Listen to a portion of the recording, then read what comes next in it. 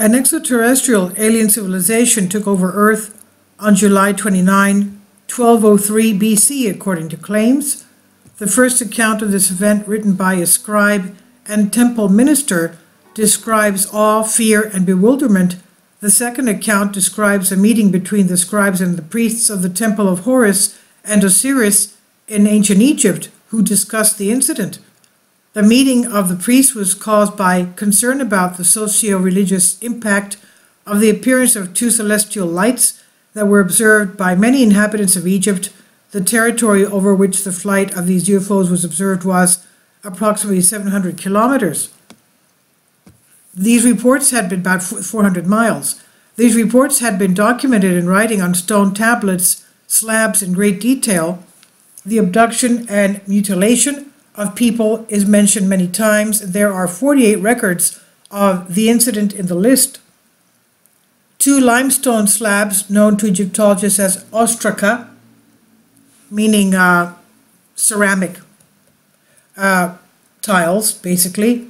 And these two ancient texts reports were discovered by archaeologists in about 1890 to 1920 during the excavation of Ramside on the ruins of the city of Oyast in Thebes.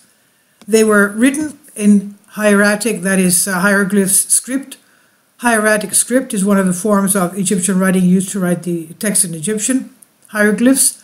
The official archaeology ignored the facts stated in the records because they did not like their content, which could cause controversy unnecessary to science and society. But it is because of their content that they were not known to the general public, and among the official archaeologists there is mention of them that they do not deserve attention since they describe the well-known rituals of the priests of that period. And the author said, I was able to find the complete official account of the scientific Egyptologist Edward McBride detailing this find and the information contained in these ancient texts. And the article provides the translation of his scientific work and my own thoughts on the matter. And the annotation, he writes this report, controversial as it may be, is dedicated to all Egyptologists of the past and present who devote themselves countless hours, years, and even their whole lives to ensure that ancient Egypt never truly died and continues to inspire future generations of explorers in many ways. The unique culture and daily life of these first inhabitants along the Nile is becoming closer thanks to the dedication of people like Yaroslav Cherny, Alan Gardiner, Adolf Ehrman, E.A. Wallace Budge, and many others, whose ability to unravel the historical and linguistic complexities of ancient Egypt helped to learn its history. Special thanks to the Griffin Institute and the Ashmolean Museum for the use of the indicated plates with the reports of the priests' hieratic ostraca volume 1. And the introduction, it says, I've been studying hieroglyphic writing for many years. The first of these examples of ancient writing, unique because they describe very unusual event. I have used every means to correctly determine the time frame of the event, 1203 BC. This period is established on the basis of the information available about the scribes. One of them is associated with the reign of Seti II, and the other with Ramesses III shortly thereafter. And these two records and the anomalous event are ignored by Egyptologists as they were catalogued magical and hieratic ostraca volume 1 index, where they are considered to be description of heaven based on the beliefs of the ancient Egyptians. In fact, they tell us what happened then, and we see it through the eyes of several people who did not have enough technological understanding to describe what they saw, and they write as they could then interpret it, the physical manifestation of the demon god in heaven, arranged in the form of a human, animal, and anthropomorphic creature. This was the only possible explanation for what happened by people with their knowledge of that time. Both slabs with the indicated accounts of the ancient priests were discovered during excavations at Thebes in the area of Oyast in the period 1890 to 1920. 1890-1920. Large numbers of interesting artifacts were discovered during excavations of the Ramesses area, a city that served not only as a residence of rulers of Egypt, but also as an administrative center with courts, as well as a temple of the dominant religion of Amun-Ra, or Amon-Ra. Its not so distant source, distant past, 1800s to 1900s, early 20th century, English, French, and German archaeologists competed, driven not least by nationalist zeal to become the leading source of Egyptology for their countries. However, there was often collaboration between these heterogeneous groups of researchers and a great exchange of information. The Egyptian government in the area in those years, although it was aware of everything that was happening, in fact, there was an uncontrolled looting and export of archaeological finds abroad, considered the hieroglyphic artifacts as not particularly valuable, considering that the Cairo Museum has many examples of hieroglyphics writings. Now, how many exported artifacts were irretrievably lost after being exported to countries with a humid climate? Limestone slabs were destroyed, such as England. What had been stored under the sands for thousands of years was destroyed in months. Slabs crumbled and became moldy due to improper storage. Therefore, to counter the accelerated ravages of time, two eminent Egyptologists, Alan Gardner and Yaroslav Cherny, decided in the 1950s to publish a book showing these ancient Egyptian handicrafts. Hieratica Ostraca Volume 1 appeared in 1957, printed in the UK by Charles Batty for the Griffin Institute at University Press. And it depicts 337 parts of the ostracan, professionally qualitatively made copies from the original plates. Copies were made by engineer Meyer. Without this complex and painstaking work that requires complete dedication, most of the content of the ancient text would be lost forever. Ostraca 1 is currently considered lost. It died in Leipzig Museum during the bombing of the Second World War, and Ostraca 2 is today kept in Oxford, England, at the Asmolean Museum. Hieratica Ostraca Volume 1 does not offer translations. It's a blank copy given the right to future generations to translate these inscriptions themselves. And all cities and provinces mentioned in the report have their original names. Currently, Arabic names are used. European historians and linguists from the 1700s at the present have modified the original Egyptian names and actually present only the late Ptolemean Greek period. Cities and disasters caused by this event are mentioned in the report, but not all cities are listed for brevity and to avoid confusion. And the main cities in the report are Oyast, Tartus, the gods Amun-Ra, the temple of Ra, the sun god, the originally of Syrian origin, who is part of Aman, the dominant god of Uasta, who became Amon-Ra, uniting the two religions. He ruled over Anna and northern cities, as well as Uasta in the south. The influence spread on neighboring countries Nubia, Kush, and Syria. Amun-Ra has practically eclipsed other religions, and daily his temples received a lot of livestock, wine, grain, beer, food, and poultry as tributes and offerings. In short, the belief: Osiris and Isis, husband and wife, ruled. Osiris had a brother, Set. Set, who hates Osiris, tricked, killed, and ultimately dismembered him, scattering body parts throughout the Kamti. A legend has it that many cities were the recipients of these parts. Isis, a good wife, wandered through the country and collected all parts, and in some unknown way conceived a son. Horus, from the remains of her dead husband, apparently she was able to get his DNA. Horus, in his youth, tried to avenge his father's death by looking for his uncle Seth. And then we have the Bas Ari Kesh temples. The slab event, Ostraca 1, circulated for 2 days. Whispers from chapped lips alarmed the scorching wind. In the scorching wind, finally on the evening of the ascent of the star September, which marks the time of the sinking in Shemut, Kaya scribe, the disciple of the house of life, the temple of Horus, the son of Isis, saw it. At almost at the same time, the temple servant Set saw it too. Two bright, piercing lights hang motionless in the clear night sky, it said. And Kaya climbed on the roof to get a better look at them. He took a papyrus with him and began to sketch and write down what he saw, and there was another scribe with him. In the stories of the people who saw it before him, it was called Shaka, the new ruler of heaven, and the name became known as the Destroyer, quote unquote. Like two burning eyes, the light was unlike any other. It hovered motionless and menacing just low above the horizon. The presence was felt. It was a hot gaze like a lion in ambush. For half an hour, the unknown creature hung in the sky, then slowly began to move into the distance. The next morning, Kaya took the recorded information to the temple. The priests, in a hurry, called everyone back to the temple near the plane trees, that is, the maple trees. They placed incense, symbolic arrows, and weapons on the linen-covered offering table, and by the middle of the morning, the people of the city began to arrive, other witnesses of that event in heaven, with offerings to hope for pacifying the demon Shaka, the destroyer. And the description of the event is on the ostraca 2 slab.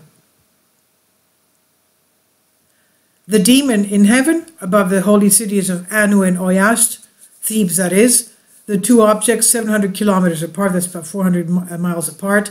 These objects, UFOs, and objects are modern terms that I use in translation to understand what's happening, were perfect. And what did that mean? Is this evil? And why was this piece of limestone so well hidden? Who recorded these events? 1. Scribe Kai, the author of Ostraca 1, around 1203 BC. 2. S. Sneffer, court clerk scribe. They have almost the same writing styles. He worked during the reign of Seti II around 1203 BC. 3. Compiler, author and assimilator of the mentioned event from many sources. The compilation was probably initiated and performed immediately after the event, for weeks while the memories of the incidents were fresh.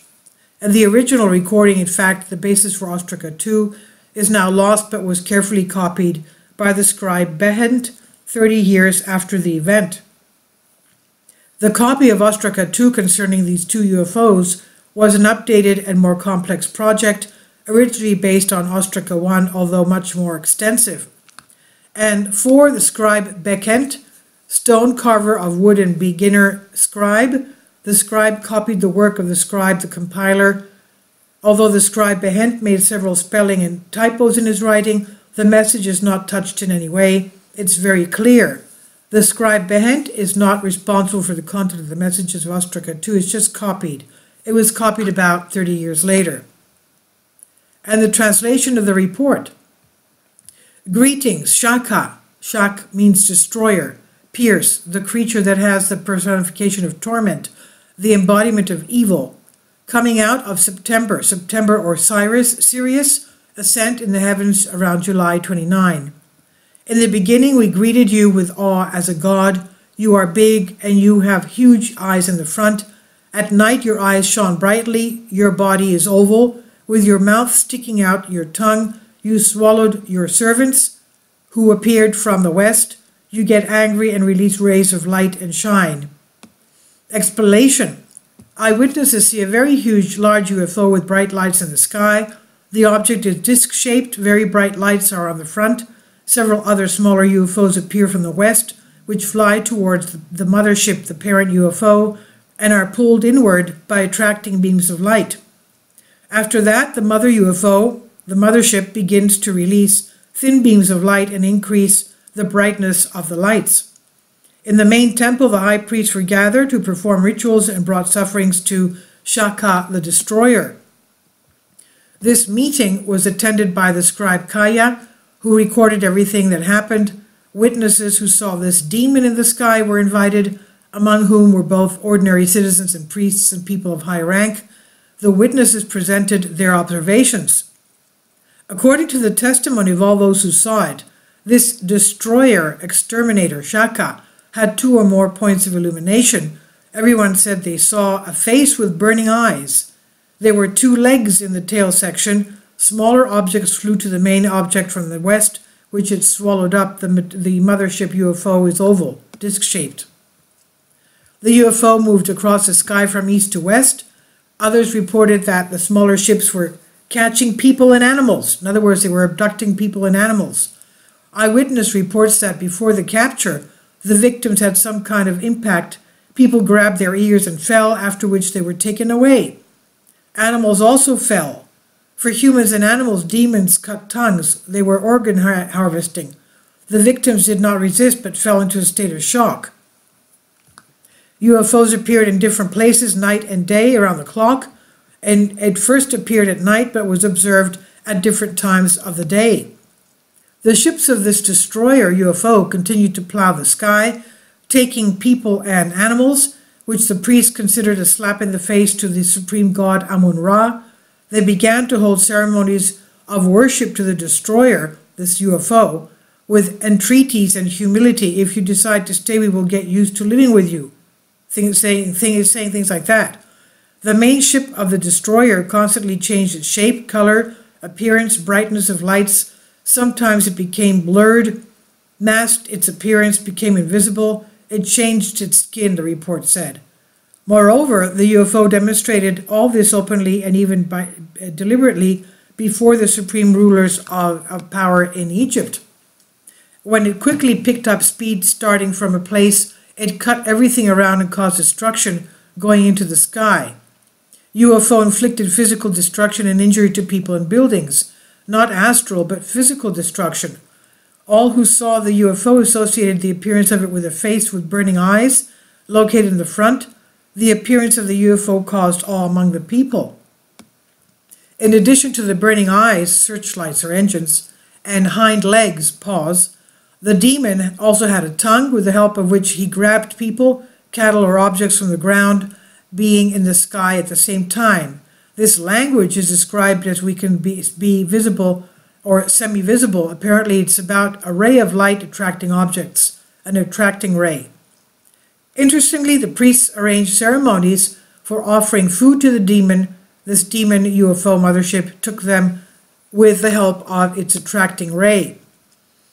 As it happened, this demon destroyer UFO, they were given a name that, if translated into figurative language, we understand should be like Hellraiser. UFOs appeared in different places unexpectedly. When you appear before people in the east, west, north, and south of the sky, gods, the UFO appeared randomly in different places and to the cardinal points. Also, in the text, there is a mention of an interesting feature, pulled out souls. It pulled out souls, which is why it was associated with demons. Hellraiser constantly moved. The area of its movement reached an area of about 700 kilometers, about 400 miles. The priests and rulers had fears that the actions of this destroyer UFO would cause religious unrest, since the Egyptian gods did not help the Egyptians to get rid of this destroyer mothership UFO. In addition to the destruction of buildings during a sharp start, the abduction of people and animals, the removal of organs and souls, the mothership caused floods on the ground, which were catastrophic. And thus, it's reported that the object caused flooding in the area of the city of Tar, located in the north near Tetu, and the swamp area of Shma Behut. The scribe in the text talking about the heavenly demon divided the data into three main parts. One, the individual dialogue, directly speaking with the demon, paying attention to his actions and ability to abduct and cut, hence its dangerous behavior, its intimidating appearance, its ability to return stolen people, livestock, or objects, its ability to cause floods. 2, a description of the physical properties, its appearance, maneuvers, its multidirectional movement. 3, reference to the entity's alleged religious origin, an apparent attempt to establish a religious relationship with an unexpected visitor. And this information is compiled from several sources, from people traveling along the Nile, messages from various affected cities and towns, temple priests from Anna, Bast, At, Abba, Abu, perhaps all suffered. The invasion from heaven pushed the whole world to reconsider their religious belief systems, and the temple priests were puzzled as to who it was, a god or a demon. His behavior raised doubts about his divine nature, since he was very cruel to people. All these characteristics show that hostile extraterrestrial beings invaded ancient Egypt, who did not perceive people at all as some kind of intelligent creatures and treated them accordingly. They maneuvered without worrying about causing destruction over cities. They did not care at all about who to reduce the fear of people from their appearance and actions. They kidnapped people, and they did it using immobilization systems, possibly using some kind of a targeted weapon that paralyzes the victim. They slaughtered, gutting people and livestock.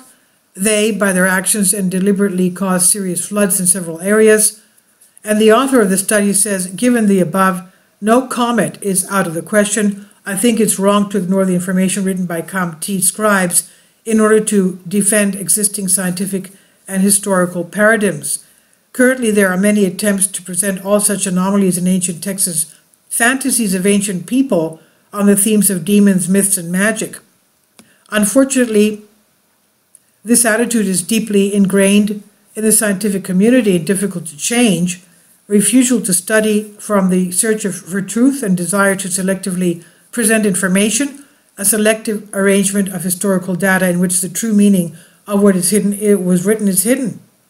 The destruction and concealment of historical data, considered outlandish or unscientific, dooms a researcher to defend fictitious pseudoscientific dogmas.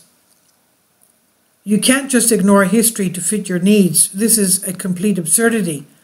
Our past is riddled with pseudo-skepticism. A speed exceeding 40 miles an hour will cause decay of the human body, 1800. If a person were to fly, God would give him wings, 1900. They said this. There's no such animal as a gorilla, 1920. The car has been brought to perfection. There is no place for modifications. That's what it said in 1930. Man will never fly to the moon. He can never survive in space, 1950, and so on and so forth. The bottom line, how much of their real content is hidden from us, and how many such ancient testimonies have already been lost, destroyed, or destroyed intentionally, and for what? For the sake of maintaining an artificially created picture of the world.